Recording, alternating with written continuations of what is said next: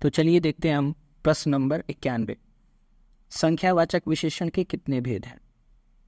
तो जैसे देख सकते हैं आप इस प्रश्न नंबर 91 का सही उत्तर है हमारा 2। संख्यावाचक विशेषण के 2 भेद होते हैं। संख्यावाचक विशेषण के 2 भेदों में हमारा एक होता है निश्चयवाचक, निश्चितवाचक या निश्चयवाचक, और दूसरा होता है हमारा अनिश्चयवाचक। अब देखिए, निश्चयवाचक के अंतर्गत हमारे 6 भेद होते हैं, जिसमें हमारा पूर्णांक बोधक हो गया, अपूर्णांक बोधक, क्रमवाचक, आवृत्तिवाचक, समूहवाचक, प्रत्येक बोधक। तो इस तरीके से हमारे 6 होते हैं निश्चयवाचक विशेषण के अंतर्गत। परंतु मुख्य रूप से संख्यावाचक विशेषण के 2 ही भेद होते हैं, एक होता है निश्चयवाचक, एक होता है अनिश्चयवाचक। निश्चयवाचक के अंतर्गत हमारे 6 होते हैं, जो मैंने अभी अभी बताया आपको। चलिए अगला प्रश्न देखते हैं, प्रश्न नंबर 92। जो शब्द क्रिया के परिमाण या नाप तोल के बारे में बताते हैं उन्हें क्या कहा जाता है? बहुत ही सिंपल सा प्रश्न है ये। देखिए, परिमाण, क्वांटिटी, तो परिमाणवाचक क्रिया विशेषण ही हमारा इसका सही उत्तर होगा। चलिए आगे देखते हैं। प्रश्न नंबर 93 में द्वापी का संधि विच्छेद होगा। देखिए, द्वापी का संधि विच्छेद, कई बच्चे जो हैं वो द्वापी का संधि विच्छेद अगर करेंगे तो वहाँ पे वो, एक सेकेंड,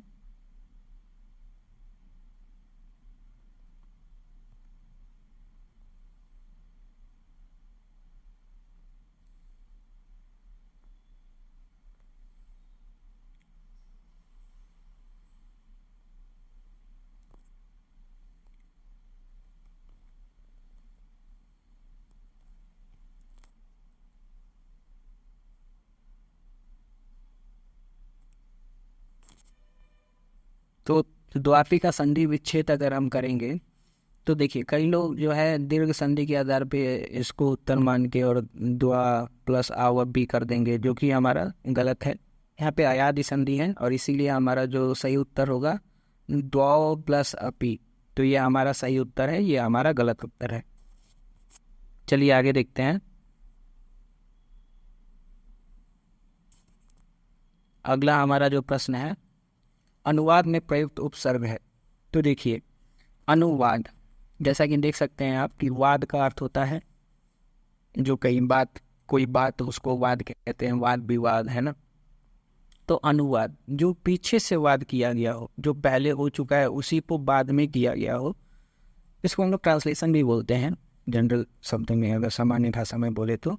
देखिए, और जो है हमारा उपसर्ग वह निगेटिव सेंस देता है। जैसे सफल का हो गया असफल, मृत का हो गया अमृत, ठीक है। वैसे ही अन जो होता है हमारा वो नहीं के लिए होता है। जैसे आदर में अनादर लगा दीजिए तो अन जो लग गया उसमें, तो वो निगेटिव सेंस नहीं का अर्थ देता है। आदर मतलब सम्मान, अनादर मतलब सम्मान नहीं, ठीक है। और जो है हमारा और भी हमारा निश्चय के लिए होता है, जैसे अवलोकन या अवधारणा, ठीक है। अवज्ञा, नहीं में भी निगेटिव सेंस में भी इसका प्रयोग होता है उपसर्ग का। और जो हमारा सही उत्तर है इसमें से, हमारा सही उत्तर जो है वो अनु है। अनु, अनु मतलब क्या होता है? पीछे से। तो ये क्या हो गया? अनुवाद। चलिए हमारा अगला प्रश्न है, इनमें से कौन सा अव्ययी भाव समास नहीं है? अव्ययी भाव समास में आप देखेंगे कि सदैव जो है उपसर्गों का प्रयोग किया जाता है और अविकारी शब्दों का प्रयोग किया जाता है अव्ययी भाव समास में। तो देखिए, आबाल वृद्ध, इसमें हमारा पहले से ही देखने में लग रहा है कि ये हमारा जो है अव्ययी भाव समास है। यथाशक्ति, यथा लग गया, हमारा अव्ययी भाव समास है। बेखटके, बे लग गया, अव्ययी भाव समास है। अकाल पीड़ित जो है हमारा तत्पुरुष समास है। अकाल से पीड़ित, ये हमारा तत्पुरुष समास है। तो इसीलिए ये हमारा जो है सही उत्तर यही होगा, अव्ययी भाव समास नहीं है अकाल पीड़ित। निम्न में से किससे ब्रज भाषा की उत्पत्ति मानी जाती है? तो देखिए, सौरसेनी अपभ्रंश, इसी से ब्रज भाषा की उत्पत्ति मानी जाती है। खड़ी बोली भी सौरसेनी से ही आई है, पर ब्रज जो है ब्रजभाषा और खड़ी बोली में अंतर होता है। खड़ी बोली, ब्रजभाषा और अवधी, ये तीनों अलग अलग बोलियां हैं हिंदी की जो डायलेक्ट्स में मानी जाती हैं। मैथिली, अब मागधी में चली जाइए, अवधी जो कि यहाँ पे दी गई है अर्धमागधी के अंतर्गत अवधी का होता है शायद।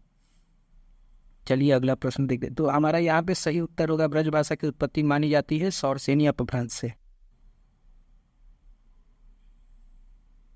हमारा सही उत्तर होगा यहाँ पे सौरसेनी अपभ्रंश। अब देखते हैं उच्चारण की दृष्टि से वह ध्वनि है, तो वह ध्वनि जो है वो दांत और ओष्ठ दोनों का प्रयोग होता है, इसलिए ये दंत्योष्ठ होगी, दंत्योष्ठ। ये हमारा सही उत्तर होगा दंत्योष्ठ। चलिए अगला देखते हैं। शुद्ध वर्तनी का चयन कीजिए। देखिए तहसीलदारी, तहसीलदारी, तहसीलदारी, तहसीलदारी, इसमें से हमारा जो सही उत्तर होगा ये होगा, हमारा सही उत्तर ये है। घी कौन सी संज्ञा है? तो घी जैसे हम जानते हैं कि पदार्थ है, और पदार्थ संज्ञा में द्रव्यवाचक संज्ञा के अंतर्गत आते हैं, तो हमारा सही उत्तर इसमें से डी होगा। जो हमारा आखिरी प्रश्न है हिंदी भाषा का, तो देखिए इसमें क्या है, मैं अपने कपड़े स्वयं धो लूँगा, किस सर्वनाम का उदाहरण है? तो देखिए इसमें प्रश्नवाचक तो है नहीं, निश्चयवाचक है नहीं, संबंधवाचक है नहीं, यहाँ पे कौन सा सर्वनाम का उदाहरण इसमें दिया गया है? निजवाचक का। तो यहाँ पे हमारा जो सही उत्तर होगा निजवाचक। आशा करता हूँ कि आप लोगों को यह वीडियो यूज़फुल लगा होगा। कृपया हमारे चैनल को सब्सक्राइब कीजिएगा और लाइक कीजिएगा। मुझे बोलना अच्छा नहीं लगता कि आपकी मर्जी है, अगर आपको लाइक और सब्सक्राइब करना है तो कर दीजिए, नहीं करना है तो कोई बात नहीं, वीडियो आते रहेंगे। चलिए धन्यवाद।